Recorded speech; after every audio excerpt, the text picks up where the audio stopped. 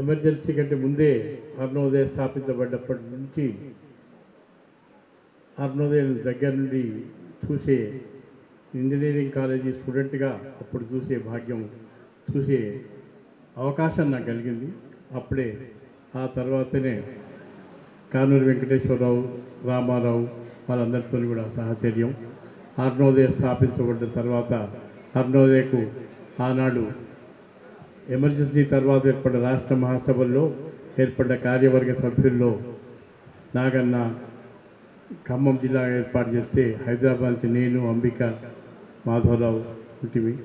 అందరం కూడా చేసినప్పుడు ఒంగోలులో జరిగిన మహాసభల నుండి అరుణోదయతో అనుబంధాలుండి ఆ తర్వాత కాలక్రమేణా ఇప్పుడే చలపతన్న చెప్పినట్టు పాయలు ఏర్పడితే ఆ పాయలు చూడలేక మానేసుకున్నటువంటి కొందరి వల్ల నేను కూడా ఒకరిని.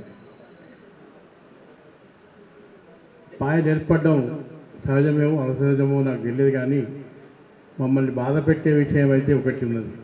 ఇప్పుడే అంత బాగా పాడిండే మనం అందరం ఎప్పుడు ఎవరు రామారావు కలిసినా, నాగన్న కలిసినా, ఎవరికి గొంతు నుంచి అయినా అన్నామడ్రా పాట వినాలి, అన్నామడ్రా పాట వినండి అని ఆ గొంతును ప్రతిబింబం చేయడానికి గురించి ఆ పాట ప్రతిభను చూసుకోవడానికే ఇలా నాగన్న కొడుకుతో కూడా అదే పాట పాడించుకున్నాం. కానీ నాకు బాధ కలిగే విషయం ఏంటంటే ఆ పాట రాసిన అంగడి చెన్నయ్య ఏమైంది, ఈ పార్టీ చీలికలకు బలైంది. ఆ అంగడి చెన్నయ్య అట్లే రకరకాల చాలామంది కామ్రేడ్లు కూడా ఆ రోజు వరంగల్ జిల్లాలో ఉన్న గుడ్డి బాబన్న అనే ఒక అరుణోదయ కళాకారుడు ఎవరైనా కళాకారులు ఒకరు కళాకారులు కదా లేదు, ఊళ్ళల్లో ఉంటే వాళ్ళు అక్కడ పోరాటాలకు నాయకత్వం వహించారు, అన్ని చేశారు. అట్లాంటి వాళ్ళు కూడా ఈ చీలికల రాజకీయాలకు బలయ్యారు.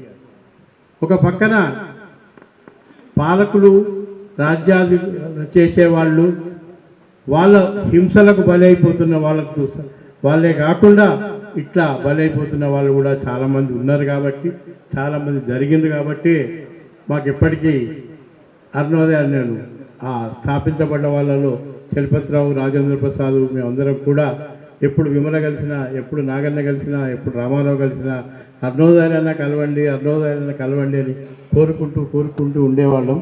అలా కోరుకున్న రామారావు పోయినాడు, అలా కోరుకున్న చలపతి పోయినాడు, అలా కోరుకున్న చాలామంది రాజేంద్ర ప్రసాద్ కూడా పోయాడు.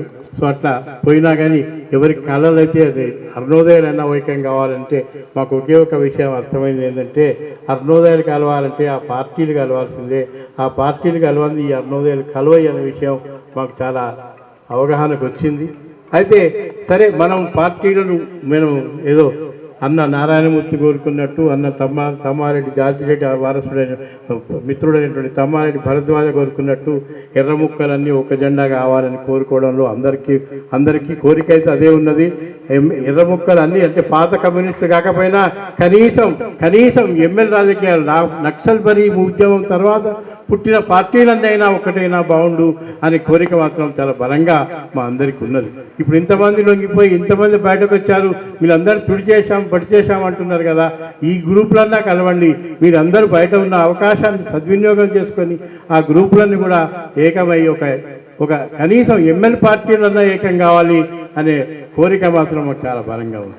సరే, అది మనం చేయగలిగినా చేయలేకపోయినా ఇప్పటికీ మనం బయట ఉండే వాళ్ళం ఏం చేయగలం అన్న విషయాన్ని ఆలోచించుకున్నప్పుడు ఇప్పుడే అజయ్ చెప్పాడు, నాగన్నను, కృష్ణన్నను పార్టీలు కేరళకు పంపించాయి, ట్రీట్మెంట్ చేయించాయి.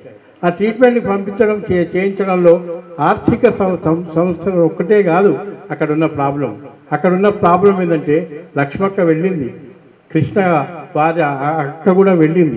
అందరూ వెళ్ళిన తర్వాత కూడా అక్కడ ఉండాలంటే అక్కడ ఉండలేకపోయినారు. అక్కడ వాళ్ళకి భాష రాలేదు, అక్కడ వాళ్ళతో సరిగా సమన్వయం లేకుండా పోయింది. అట్లా సమన్వయం చేయడానికైనా కొందరు బయట ఉన్న మనలాంటి వాళ్ళు ఎవరైనా వెంట పోవాల్సి ఉండేనేమో అని ఒక చిన్న కోరిక. అందుకే ఒక యునైటెడ్ ఆర్గనైజేషన్గా ఒక అన్ని గ్రూపులకు అతీతంగా ఒక సంస్థగా ఏర్పడి వాళ్ళకి ఆర్థికంగా ఆర్థికంగా మనం ఏర్పాటు చేసుకొని వాళ్ళ సహాయ సహకారాలు అందించగలిగినప్పుడే బాగుంటుందనే ఉద్దేశంతో ఇప్పటికీ చాలామంది కృషి చేస్తున్నారు. ఇప్పటికీ మొన్న నాగన్న బాగా ఆరోగ్యం బాగాలేనప్పుడు సందర్భంగా వాట్సాప్ గ్రూపులు ఏర్పడ్డాయి. మన లాయర్ శంకర్ చనిపోయినప్పుడైనా రకరకాల గ్రూపులు ఏర్పడి ఆర్థిక సహాయం చేయడానికి మరి మా అజిత, మా ఇక్కడ హైదరాబాద్ సుధాకిరణ్, అజిత వీళ్ళందరి ఆధ్వర్యంలో ఆత్మీయ ట్రస్ట్ అక్కడ ఖమ్మం కామ్రేడ్లు కూడా ముందుకొచ్చి ఏర్పాటు చేసి ఆర్థిక సహాయ సహకారాలు అయితే ఏర్పాటు చేయడం ఉన్నది. దీన్ని కొంచెం బలంగా చేసుకొని ఇట్లాంటి వాళ్ళకు పార్టీలకు అతీతంగా ఇట్లా అవసరం పడ్డ వాళ్ళందరినీ కూడా మనం ఆదుకునే ఒక కార్యక్రమానికి పూనుకోవాలని, దానికి మన సాధ్యమైనంత వరకు ఎట్లయితే జనరల్గా చూస్తాం క్రిస్టియన్ ఆర్గనైజేషన్స్, రిలీజియస్ ఆర్గనైజేషన్స్ నెలకు కొంత ఇన్కమ్ను పక్కన పెట్టి ఇట్లాంటి వాళ్ళ గుళ్ళకు గోపురాలకు ఎట్లయితే చేసుకుంటారో మనలాంటి వాళ్ళందరూ కూడా చేసి ఇట్లా పార్టీలకు అతీతంగా మనం యునైటెడ్ అయ్యి ఏ పార్టీలో ఉన్నవాళ్ళైనా అవసరాలు పడ్డప్పుడు వాళ్ళని ఆదుకునే సంస్థగా, అవసరాలు పడ్డప్పుడు, ఎందుకంటే ఇవాళ చాలామంది అమరులయ్యారు. మా కామ్రేడ్ మధుసూదన్ రాజు యాదవ్ మా అందరికీ రాజకీయాలు చెప్పిన ఆయనే చనిపోతే ఒక పబ్లిక్ మీటింగ్ కూడా, సంస్మరణ సభ కూడా జరగట్లేదు. ఇట్లాంటి వాటి ఎంతోమందికి అట్లాంటి అమరులు ఉన్నారు. అట్లాంటి వాళ్ళందరినీ కూడా తలుచుకోవడానికి ఒక యునైటెడ్గా ఒక ఆర్గనైజేషన్గా ఏర్పడడానికి కృషి చేయాలని, ఆ కృషి చేసి వాళ్ళందరినీ మనం చేసుకోవాలి. ఎందుకంటే అమరుడైన నాగన్న రామారావులే కాదు, ఎంతోమంది వైజాగ్లో ఉన్నటువంటి ఆర్వి రాజు అయినా, మన వరంగల్ కళాకారులైనా, వరంగల్ కళాకారులు చంద్రకామరాడు అరుణోదయ కళాకారుడు చంద్రమౌళి తన ఉద్యోగాన్ని వదిలిపెట్టి మరి ఫుల్ టైం అయ్యి వెళ్ళిపోయిన తర్వాత, పార్టీ వదిలేన తర్వాత ఈరోజు రోడ్డు మీదకి వచ్చిన పరిస్థితి ఉన్నాయి. అట్లా ఉన్న కళాకారులందరినీ కూడా మనం కళాకారుల పిల్లల్ని కూడా ఆదుకోవాల్సిన అవసరం ఉన్నది. ఇప్పటికీ నాగన్న పిల్లలు నాగన్న వారసత్వాన్ని తీసుకున్నారు, చాలా బాగుంది. కానీ ఎంతమంది లీడర్లు వాళ్ళ పిల్లల్ని వాళ్ళ రాజకీయాలను తీసుకొచ్చారన్న విషయాలు ఆలోచించాలి.